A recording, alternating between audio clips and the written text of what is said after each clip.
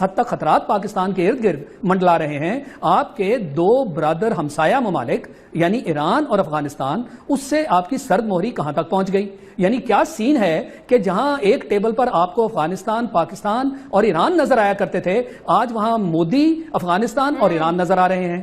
اور کتنے بڑے بڑے ان کے معاہدات ہو رہے ہیں. کیا ہمارے جو اقتدار میں اس وقت لوگ بیٹھے ہیں ان کو یہ نظر نہیں آ رہا کہ پاکستان کے ساتھ کیا ہونے جا رہا ہے؟ یہ تو ایک عام آدمی بھی پڑھ رہا ہے، میں اور آپ بھی سمجھ رہے ہیں کہ پاکستان کے ارد گرد کس طرح انبار جو ہے مشکلات کا اور مسائل کا کھڑا کر دیا گیا. ہم کس چیز کا انتظار کر رہے ہیں؟ اور اس کے پہلے آپ دیکھیے کہ ہندوستان نے چن چن کے جتنے اسلامی ممالک ہیں پاکستان کے ارد گرد ان کو کیسے قابو کیا ہے. یو اے ای میں گیا تو $80 بلین کے وہاں معاہدے کر لیے. سعودی عرب گئے، وہاں معاہدے بھی ہوئے اور سعودی عرب سے ان کو ہائیسٹ ایوارڈ بھی مل گیا. تو ہم کس چیز کا انتظار کر رہے ہیں؟ یہ بڑے افسوس کی بات ہے کہ ابھی تک ہماری جو فارن پالیسی ہے وہ اس کی نظر میں یہ ساری چیزیں نہ آئیں، نہ اس کے اوپر ہم کسی قسم کی ڈیبیٹ کر رہے ہیں، اور نہ ہی دفتر خارجہ کی طرف سے اس چیز کا کوئی تاثر لے کر اور اس کے کاؤنٹر. سوڈان تباہ، لیبیا تباہ، اب ہماری باری آئی ہے اور یہ شروعات ہے. کیا ہم یہ سمجھتے ہیں؟ کیا ہم یہ ریزالو کر لیں کہ ہم یہ کھڑے ہو کے لڑیں گے؟ دیکھیے ہمارے ساتھ کوئی نہیں ہے، چین بھی نہیں ہے. ایک لحاظ سے مت سمجھیے کہ چین آ کے ہمارے وہ کہتے ہیں چیسنٹس آگ سے نکال کے کہے گا ہم آ گئے ہیں فکر مت کرو. نہیں، 71 میں نہیں آیا، بلکہ انہوں نے ہمیں مشورہ دیا. 71 میں 4 ہمارے جنرلز کو بیجنگ گئے تھے، بھٹو بھی تھا ان کے ساتھ. انہوں نے کہا مت ویسٹرن فرنٹ پہ ایک فرنٹ کھولو، مت کرو. ہم نے کیا اور ہم نے چین ہمارے سے دیکھیے بڑا اچھا دوست ہے، بڑا زبردست دوست ہے، مگر اس کی ناٹ سیو یو.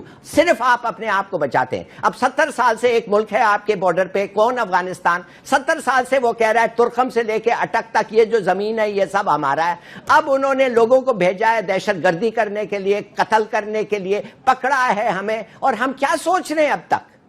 بھائی خدا کے لیے ویک اپ، اسمیل دا کافی. بارڈر فینس کرو، بارڈر کو ریسٹرکٹ افغان ریفیوجیز کو ایک انکیمپمنٹ میں اور ان کو پیٹرول کرو جیسا ایران کرتا ہے. اور اس کے بعد UNHCR کے پاس جا کے کہیں شیڈیول بناؤ ان کی واپسی کا. بھائی شروع تو کرو کچھ. وہ ہمیں واپس کرو. پھر آپ کو یاد ہوگا کہ اس سے پہلے ہمیں کہا گیا تھا کہ آپ کی جو نیوکلیئر اسٹریٹجی ہے اس کو ریویو کریں، اور ہمارے وہ جو ٹیکٹیکل میسائل جو ہم نے کولڈ سٹارٹ کے اگینسٹ تیار کیے تھے وہ امریکہ کو ہضم نہیں ہو رہے، اور پیچھے سے جو پریشر ہے وہ ہندوستان کا ہے، کیونکہ وہ کولڈ سٹارٹ جو اسٹریٹجی تھی اس کے اوپر بلینز آف ڈالرز انہوں نے خرچ کیے، اور وہ سارے کا سارا ہم نے ایک ہی سٹروک میں اس کو زیرو کر دیا. تو وہ بھی امریکہ کو اور بھارت کو جو ہے وہ نہیں بھا رہا. تو امریکہ کے مسائل جو ہیں وہ کاؤنٹر چائنا والے ہیں، انڈیا کے بھی پارشلی کاؤنٹر چائنا ہے، اور اس کو پاکستان میں یہ جو معاشی ایک بہت بڑا قدم معاشی معاملے میں ہم لے رہے ہیں وہ انڈیا کو بالکل ہضم نہیں ہو رہا. اور وہ بار بار آپ کو یاد ہوگا کہ اجیت دوول جو ہیں انہوں نے باقاعدہ را کا ایک سیکشن تیار کیا تھا اور کہا تھا کہ ہم یہ جو راہداری والا منصوبہ ہے پاکستان کا یہ کامیاب نہیں ہونے دیں گے. پھر اور میں آپ کو ایک چیز جو ہے وہ دہرانا چاہتا ہوں کہ امریکہ اگر مذاکرات کامیاب ہو جاتے ہیں تو پھر تو امریکہ کا وہاں افغانستان میں رہنے کا جواز ہی نہیں بنتا. لیکن سوال یہ ہے وہ تو وہاں رہنا چاہتے ہیں. لیکن ظفر ہلالی صاحب سوال یہ ہے کہ ڈرون اٹیکس اور مذاکرات کیا ایک ساتھ چل سکتے ہیں؟ دیکھیے امریکہ تو کچھ بھی کر سکتا ہے، کچھ بھی کر سکتا ہے. وہ کہتا ہے ہاں ڈرون اٹیکس بھی ہو رہے ہیں، اچھا کر رہے ہیں، ہم تو پیس کو فیسیلیٹیٹ کر رہے ہیں. ایسے بکواس کبھی آپ نے سنا ہے کہ ان کے لیڈر کو آپ قتل کرتے ہیں اور کہتے ہیں ایکچولی ہم پیس پروسیس کو کہہ رہے ہیں کہ یہ آگے بڑھے گا اس لیے نیا لیڈر آئے گا. ہاں آف کورس نیا لیڈر آئے گا، اس کو بھی ہم قتل کر دیں گے، وہ بھی ان کی بہتری کے لیے. ہم ان کو قتل کر رہے ہیں ان کی بہتری کے لیے. یہ پاگل لوگ ہیں، یہ کس قسم کا لاجک ہے؟ دیکھیے انہوں نے جو کہا بالکل صحیح کہا، امریکہ پیس نہیں چاہتا. اگر امریکہ پیس چاہتا، اگر پیس ہو جائے افغانستان میں تو آپ مجھے بتائیں امریکن پریزنس کی کیا ضرورت ہوتی؟ اور اگر امریکن پریزنس کی ضرورت نہیں ہوتی تو پاکستان پہ وہ کیسا ایک نگاہ رکھتے، وہ کیسا چائنا کا ایکسیس مشکل کرتے ٹو دی انڈین اوشن، وہ کیسا ہر قسم کی چیز کر سکتے تھے جو گوادر کامیاب نہ ہو. یہ سب بالکل ایبسولوٹ نانسنس ہے. امریکہ اور انڈیا انسرکل کر رہے ہیں چائنا کو. اور حیرانگی کی بات ہے کہ آج جیسے ہم بات کر رہے ہیں آندھرا پردیش میں ایک میسو نیا شہر بن رہا ہے, نیوکلیئر سٹی, جس میں ہندوستان کے ہائیڈروجن بم بن رہے ہیں. اور سمجھے اور آپ کو میں کہتا ہوں گیس کریں وہ فیول ہائیڈروجن بم کے کدھر سے آ رہا ہے؟ امریکہ سے. تو یہ سب باتیں چھوڑیں جی, سیدھی سادی بات ہے. اب ہمیں پتہ چل گیا ہے ایران کو تو انہوں نے بٹھا دیا ہے, امریکہ نے ایران کو تو نیگوشیٹ کر کے اس کو تو آؤٹ آف دی ایکویشن کر دیا ہے.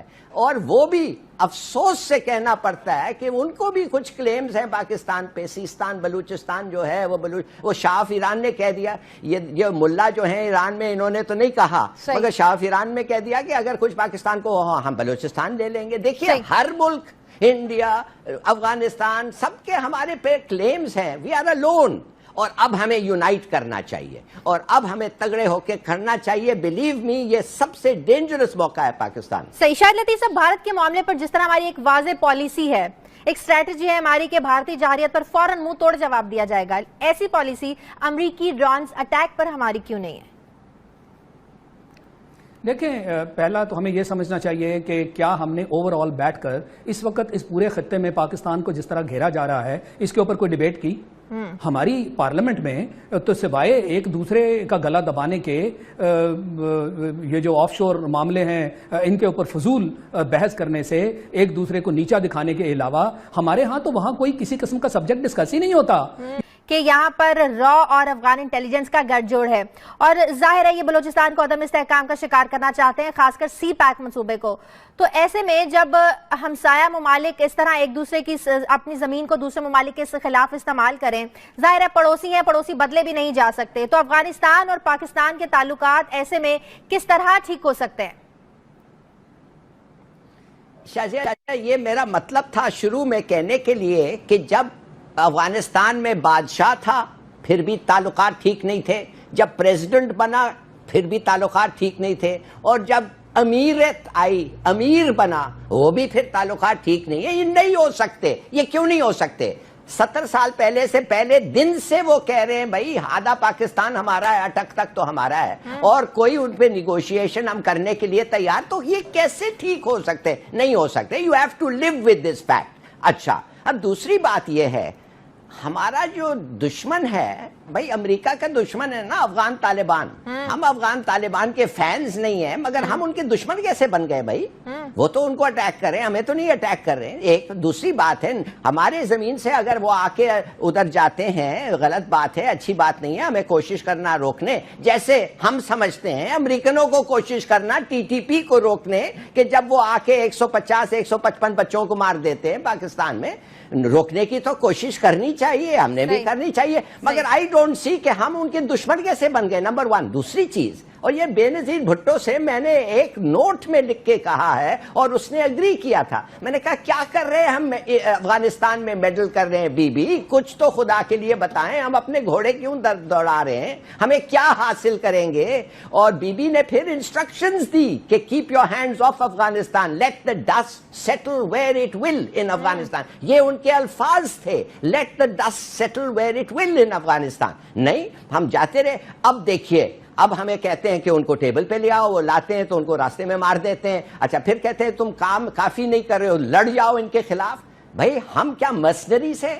ہم تمہارے پیڈ فائٹرز ہیں کہ ہم جا کے لوگوں سے لڑیں اس لیے کہ تمہیں وہ اچھے نہیں لیتے؟ اور جب تمہارا 1,50,000 لوگ تھے, تم نے کیا لڑا, کیا کیا, کیا حاصل کیا؟ فار گاڈ سیک, سیدھی بات یہ ہے کہ یہ ہمارے دشمن نہیں ہے افغان طالبان, ہمیں میڈل بالکل نہیں کرنا چاہیے. کیا یہ بات ٹھیک نہیں ہے کہ کہیں نہ کہیں افغان مہاجرین وجہ بنتے ہیں لا اینڈ آرڈر کی جو سچویشن خراب ہوتی ہے یہاں پر؟